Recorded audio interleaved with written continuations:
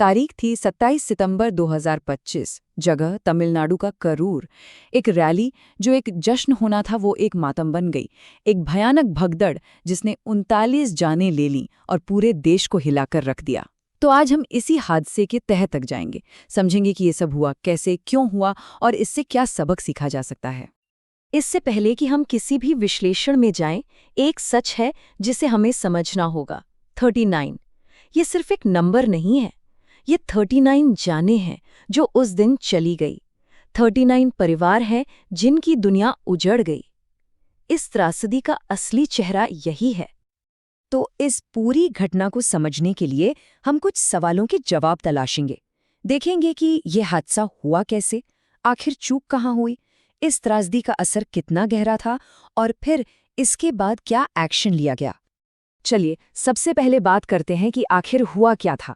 देखते हैं कि 27 सितंबर को करूर में कैसे एक राजनीतिक रैली एक जानलेवा भगदड़ में तब्दील हो गई। देखिए, गड़बड़ी की शुरुआत तो दोपहर से ही हो गई थी। उम्मीद से कहीं कहीं ज्यादा लोग आ गए थे। शाम के 6 बजे तक लोग घंटों से इंतजार कर रहे थे।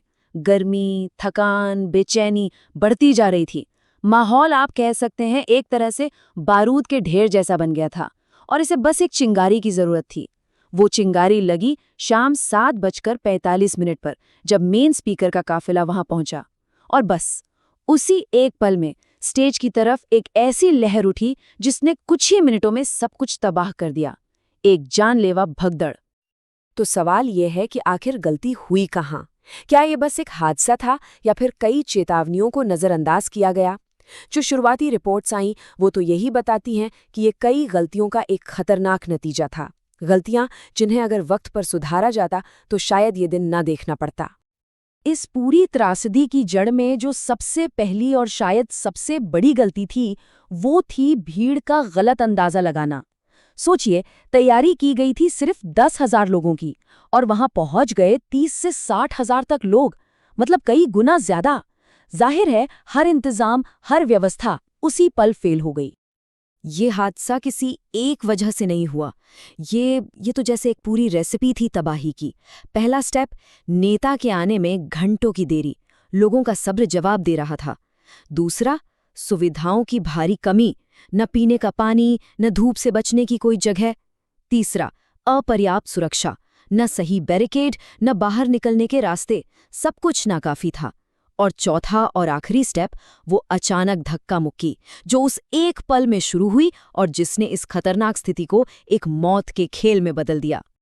और इन सारी चूकों की कीमत वो इंसानी जानों ने चुकाई। अब बात करते हैं इस हादसे के नतीजों की, कि इसकी मानवीय और वित्तीय लागत क्या थी। 39 जानें गईं, ये तो हम जानते हैं, पर जो बात दिल को और ज्यादा दहला देती है वो ये है कि इन 39 में से करीब 10 बच्चे थे। बच्चे जो शायद अपने माँ बाप के साथ सिर्फ एक झलक पाने आए थे। मौतों के अलावा 80 से भी ज्यादा लोग घायल हुए। इनमें से कई की हालत तो बहुत गंभीर थी। अस्पताल भर गए थे, एक अफरा तफरी का माहौल था। इतने बड़े हादसे के बाद जाहिर है जवाबदेही की मांग उठनी ही थी। तो देखते हैं कि सरकार और प्रशासन की तरफ से क्या प्रतिक्रिया आई और जांच के लिए क्या कदम उठाए गए। सबसे पहले तमिलनाडु के मुख्यमंत्री M.K. स्टालिन ने एक्शन लिया। उन्होंने घोषणा की कि मारे गए लोगों के परिवारों को 10 लाख रुपए और घायलों को 1 लाख रुपए की मदद दी जाएगी। इसके अलावा भी कई कदम उठाए गए। सरकार ने लापरवाही और कारणों की जांच के लिए जस्टिस अरुणा जगदीशन की अगुवाई में एक न्यायिक आयोग बना दिया। लोकल एडमिनिस्ट्रेशन ने पीड़ितों के बारे में जानकारी देने के लिए इमरजेंसी हेल्पलाइन शुरू की और करूर के व्यापारियों ने इस हादसे पर अपना दुख और गुस्सा जाहिर करने के लिए जिले को बंद रखा।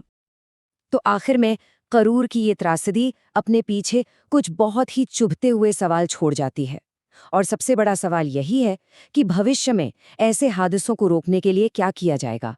हम भीड़ प्रबंधन और लोगों की सुरक्षा को लेकर कब गंभीर होंगे, ताकि फिर कभी किसी और को ऐसा दिन ना देखना पड़े।